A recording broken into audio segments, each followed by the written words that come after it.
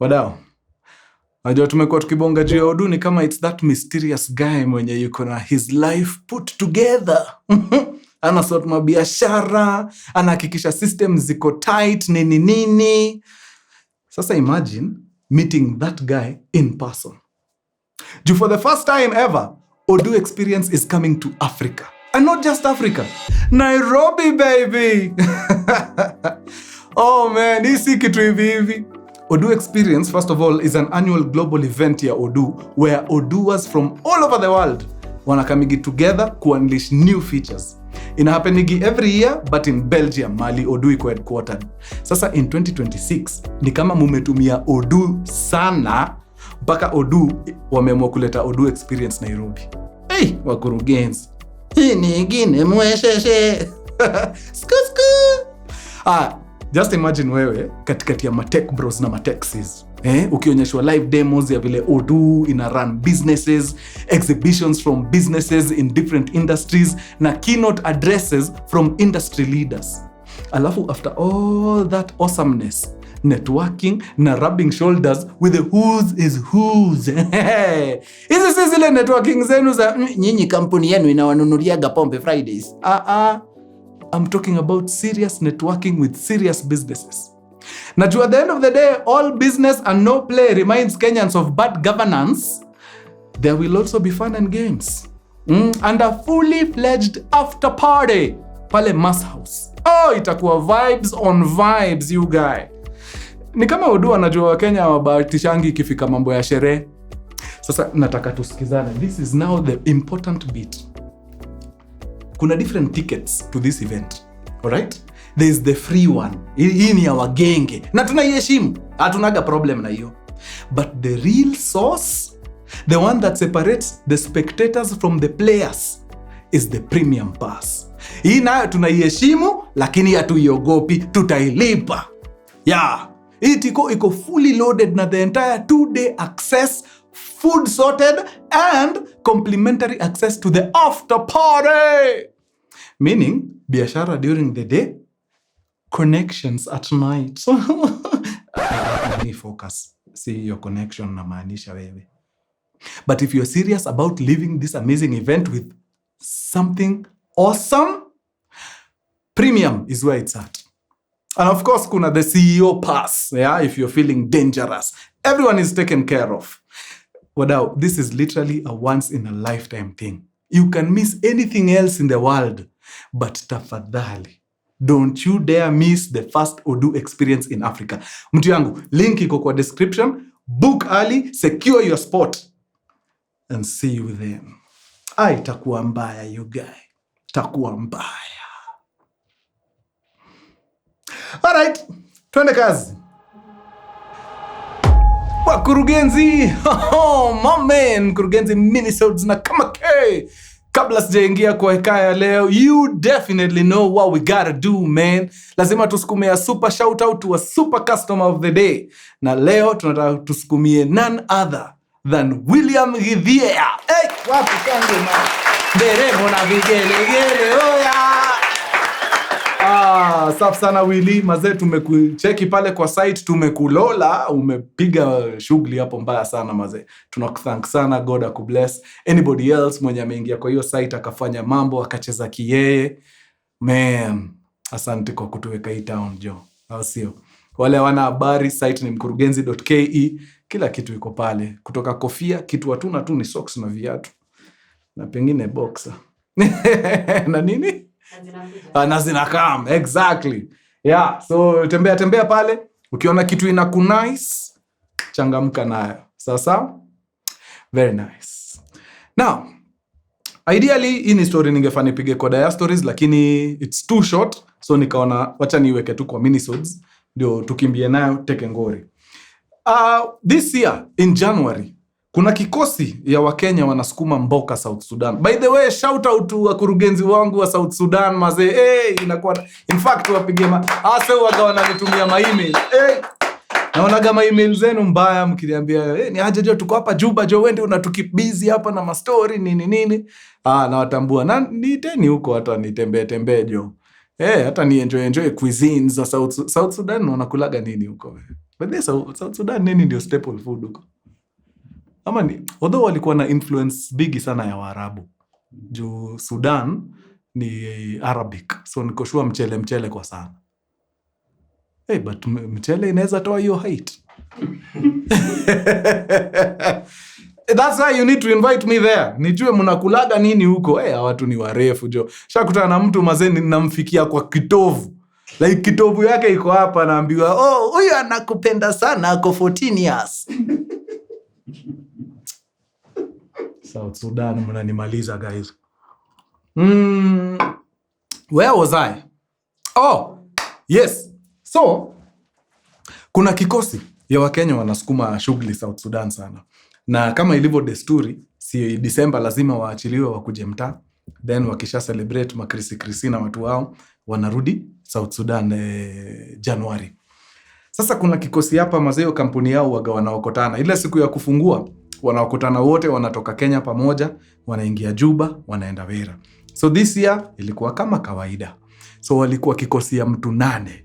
Kwa hao watu 8, 5 walikuwa waresh na 3 ndio mandume. So wakakutana JKIA vizuri, kila kitu safi, process fiti, and within 1.5 hours walikuwa washaanguka wapi? Upande mwingine wa studio ambaye ni Juba. So pale Juba hii safari yao, I think sababu sikuelewa kwa nini wali break hii safari, hawangeipiga yote the same day. I really don't know why. Actually ningeuliza huyo jamaa kwa nini hawakuenda. Jua alifika Juba in very good time. Hiyo ndege ilikuwa inatoka JKIA saa 1 asubuhi. Meaning hao ni watu walikuwa airport 4 in the morning. Wakapiga check-in nini saa 1 walikuwa ndani ya aircraft. 1.5 hours, hiyo inamaanisha by around 8:30 touchdown Juba. So why they did not go direct to, their place of work, I don't know. What ended up happening ni after washuke Juba, wakachukua taxi to a hotel.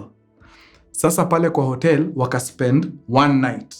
The following day watoke waende wapi? Sasa their place of work. Alright? Now, nikianza nimewaambia hii kikosi ilikuwa ya watu 8. 5 chicks, 3 guys. Of course, hawezi toshea kwa cab moja. So hii safari ya kutoka Juba mpaka kwa the first hotel, which was not far, ni walking distance, ni vile tu huwezi anza kusukuma luggage hiyo nini. So chukua taxi ya haraka, it's a 7-minute drive, fika Maskan, ingia that first hotel mali wana spend the night, alafu ndio waende kesho. So since wako 8, ilibidi taxi 2. One of the taxi drivers ni taxi driver wao, wanamjua, wamekuwa kimtumia nini kwa shughuli zao za job. But now since wako wengi, lazima wangetafuta taxi ya 2. Na since wanajua mmoja hawatafutie huyo taxi driver mwingine. So wakamshow, wakamwambia ni aje, leo tuko wengi, tuko kama mtu 8. So ukikam na an extra vehicle ndio tutoshe sisi wote.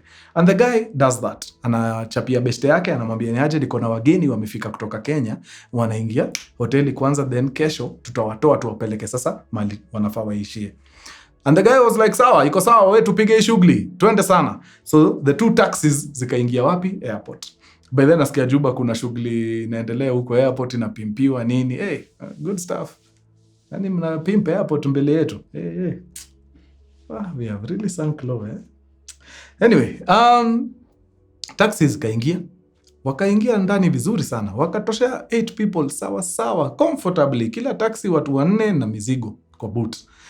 And they proceeded to drive the 7-minute drive mpaka kwa hiyo hoteli next. Wakaingia, wakacheck in vizuri na wakajibamba. It was a beautiful day. Wana mastori juu hawajaonana wiki kadhaa, kila mtu alikuwa ameenda Christmas nini. So it was all games until jioni siku ikafika, waka have dinner yao safi na wakaretire. Kwenda wapi? Kwenda bed. Now the following day walikuwa washa brief huyu taxi driver wao, wakamwambia kumbuka kesho tunatoka maidha za asubuhi, okay? Na now I have remembered. From Juba kuenda mpaka Job kwa kina wase mali wanaendaga Job, si karibu, ni place lazima uchukue flight ingine. Na I think your flight si mchezo, ni ka flight ya 2 hours. So inaweza kuwa ni mbali hata kuliko kutoka Nairobi kwenda Juba. So that's why hawangeweza kwenda hii siku.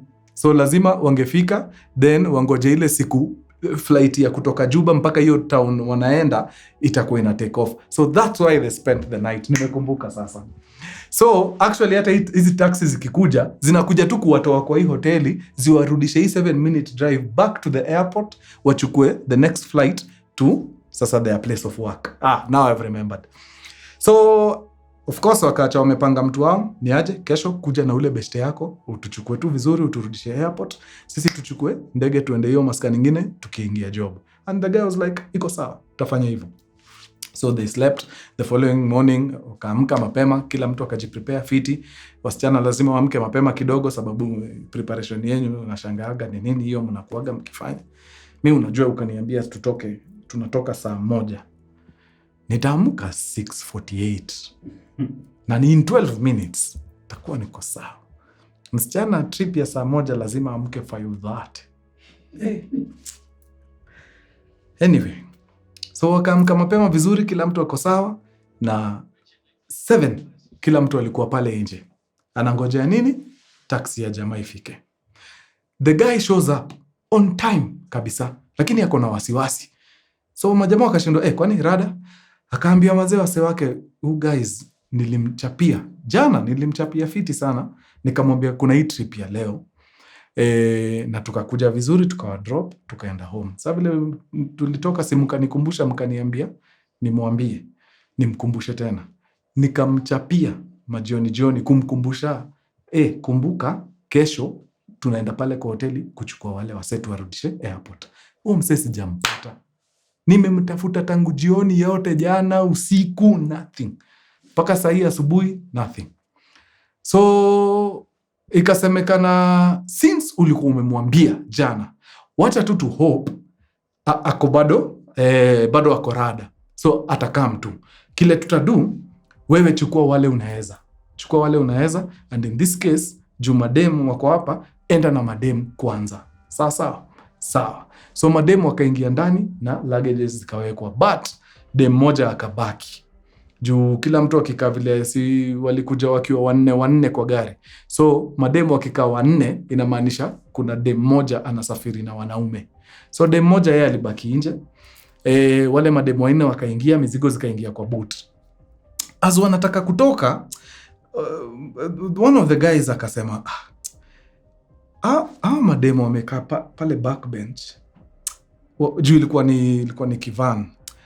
Wanaweza squeeze tu, wanaweza like kuna space udem anaweza enda. Si lazima abaki. Like space ya mtu mmoja kwa hii nini haiwezi kosekana. Najua masuitcase ziko ni nini, but one person haiwezi kosa space.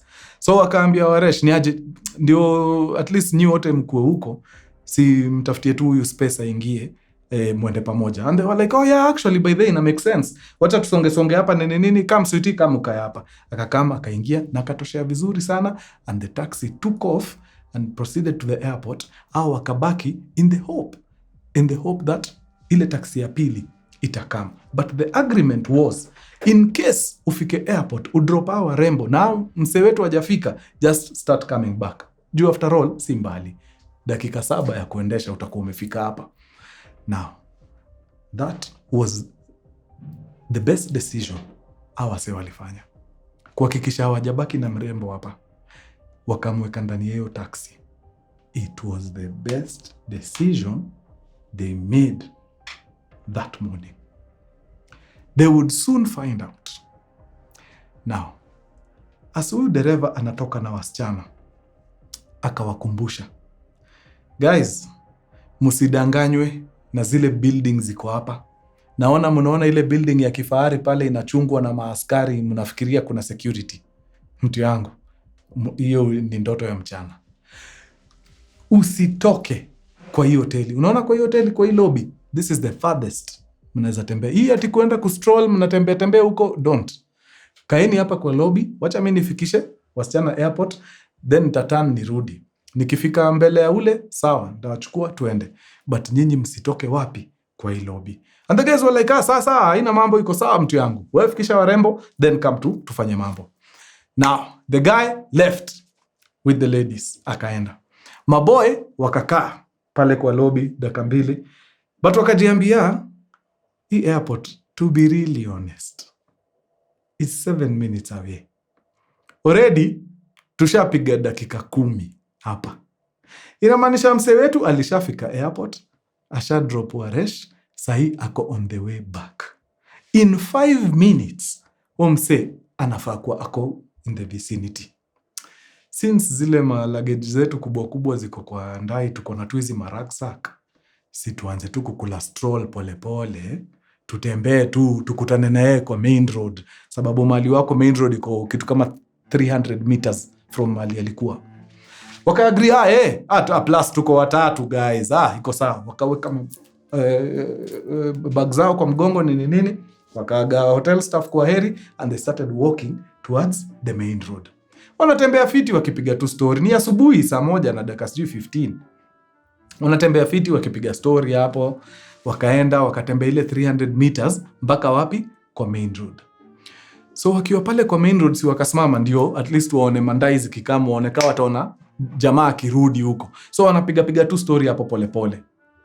Then as wanapiga story, moja wao from the periphery aka cheki movement. So huku kando ni bush. But no, kuna movement. Nimesikia hii side hapa. Like hata kabla achapie tu wenzake, maboy wawili wakatokea. Pap. Na akawacheki na akaambia mabest, hawa say rada yao ni nini kwa bush?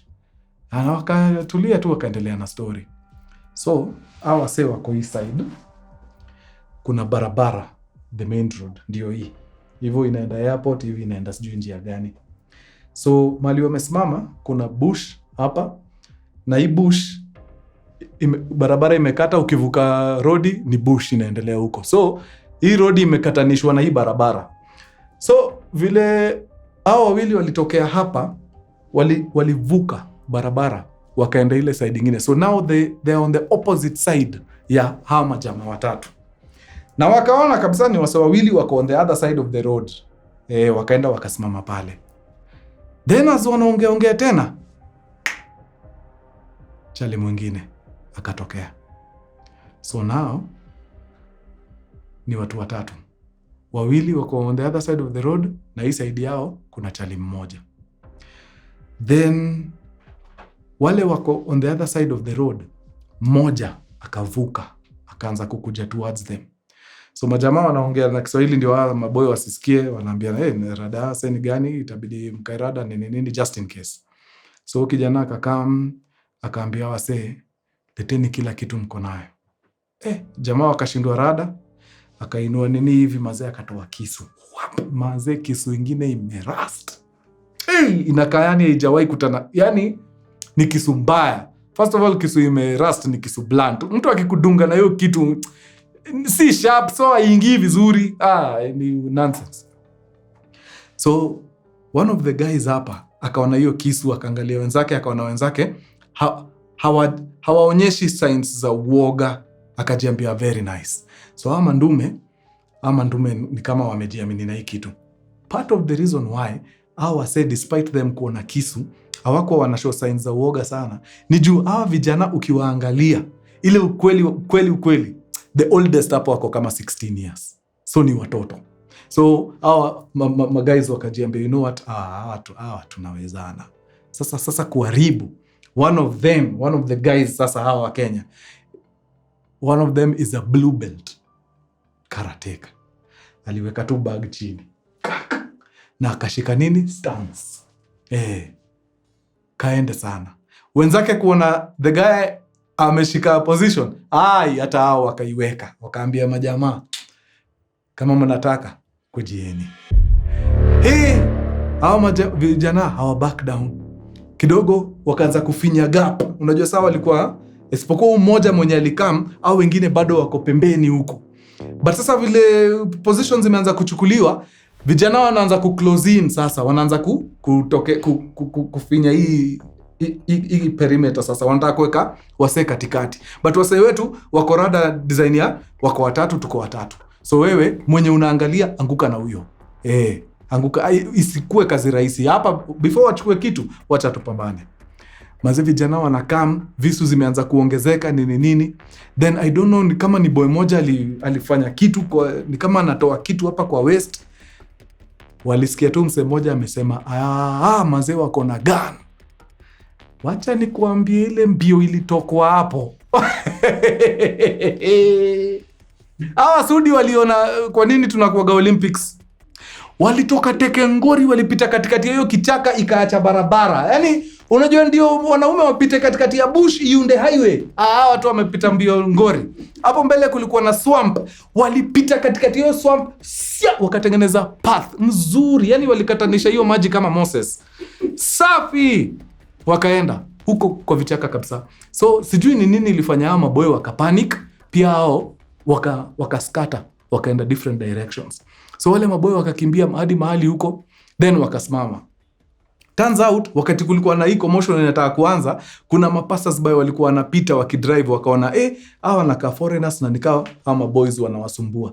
Wakasimamisha magari, wengine wakaanza kushuka. So I think hawa vijana walishindwa kupasu wa Kenya juu wananchi walianza kushuka kwa mandai, wengine wamebeba masilaha nini. Maboy wakaona tunaweza kimbiza wale wananchi watu raundia, sababu Sudan, even though saa zingine security South Sudan, even though security saa zingine inaweza kuwa ish ile ujamaa iko pale nyumba 10, huwezi fanya kitu mbaya na Wasudi wako hapo wanakuangalia, watadili na wewe hapo. So I guess hiyo ndio kitu vijana waliogopa, wakatoka mbio. So kuona wale maboy wametoka mbio, maboy wetu wakarudi, na hawa Wasudi walikuwa mapassers by hapo nini, wakawaongelesha, wakaambia manze poleni jo, mse wenu kwani hakuwa chanua hii area, hamfai kutembea. Hawa maboy ni notorious, wanaitwa Toronto Boys of Juba. Mbona nashinda nikita hiyo place Juja? Ama ni juu tabia hazijaachana sana. Yeah. So the Toronto Boys of Juba wana terrorize watu huko mbaya sana. They stop at nothing to get kile wanataka. Wanaweza kuua juu ya simu ya 13K. Ni maboya wafikiri mara mbili. Unaona ni watu hii ni damu moto. Kuna mavitu za ujinga sana wamefanya huko. Iko time kuna dem alikuwa amebeba laptop kwa bag anatembea. Maze one of those guys alipita na motorbike. Ini story saa walikuwa wanaambiwa na watu. Au ma Toronto Boys wakiwa kwa motorbike. Walipita huo dem anaenda hivi, bike ikienda hivi. Wakashika hiyo bag hapa nyuma. So unajua hapa nyuma kwa bag kuna kuoga na kitu kaka handle unaweza shika. Walishika hiyo bag, walidrag huo dem na motorbike mpaka wakati mikono zake zile nini akaachilia bag. Unajua kudragiwa kwa lami vile ni unaokotaga injuries za kipumbavu juu unaendaga ukiscrape. Ni mbaya sana. Then wakikama mishoni, then wapate mkono mresha hapo. Nyinyi mkishaingiza njeve hivi, wakishika mresha wanaingia na yeye vichakani. Unaona sasa vitu kama hizo. So that's why nilisema nikianza, wakati one of the guys subconsciously tu alisema hakuna jaude mabaki, wacha ingie kwa ndani aende. That was the best decision wali make. Juu kama hii kitu inge happen wakiwa na huyu mdem hapa, there's no telling what would have happened to that chick. Juu mkiwa na dem hata mnashindagwa to behave aje hapa, juu tunaweza fanya kitu ya ujinga udema umie. So ingekuwa tu mbaya. So it was a good thing wali release madem wote waishie au akabaki wakipambana kindume. So amenichapia akaniambia niwaambie tu mkiingia hiyo Sudi juu wa Kenya naye mnaingia South Sudan sana. Mkae tu rada mjue si safe sana ma area zingine, na si atu na terrorize na kidume ni mtoto mdogo but anaweza kuua rahisi. Wameua wengi. Hivyo ndio vijana waliponea. Taxi driver alirudi akawapata wakiwa hapo na passers by. Aliwapasha the entire journey mpaka kwa airport. Niliwaambia mara ngapi msitoke kwa, aliwapasha mbaya sana ilimbo. Juu ameona wasee wakifanywa mbaya sana na hao maboy. So kuona hao wasee wanapouza nini yake ilimbodedly. Yeah, so now mkiingia South Sudan tembeni na locals, watu wanajua hiyo area fiti. Msijipate kwa ngori. Alright? Safi, imekuwa tu sana nyinyi wa nguvu. Tuonane round 2. Adios muchachos. Peace. Hapo sawa.